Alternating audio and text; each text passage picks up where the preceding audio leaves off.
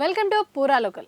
కాళేశ్వరం ప్రాజెక్టులోని అవకతవకలు ఒక్కొక్కటిగా బయటపడుతున్నాయి. కాళేశ్వరం ప్రాజెక్టులో ఆర్థిక అవకతవకలు జరిగినట్టు కాగ్ అధికారులు వెల్లడించారు.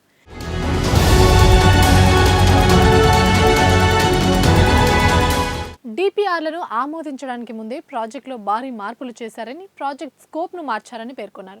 రాష్ట్ర ఆర్థిక నియమావళికి విరుద్ధంగా ప్రాజెక్టుకు పరిపాలన అనుమతులు జారీ చేశారని తెలిపారు. కాళేశ్వరం ప్రాజెక్టుకు మొత్తంగా కాకుండా విడివిడిగా 1,10,248 కోట్లు విలువైన 73 పరిపాలన అనుమతులు జారీ చేశారని, అది నిబంధనలకు విరుద్ధమని తేల్చి చెప్పారు.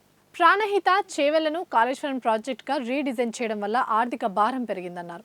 ఈ సందర్భంగా కాళేశ్వరం ప్రాజెక్టుపై కాగ్ రిపోర్ట్ని ఆడిటింగ్ సూత్రాలకు అనుగుణంగానే తయారు చేశారా అని నిఖిల్ చక్రవర్తిని judicial commission chairman justice Pinaka Chandraghosh ప్రశ్నించారు.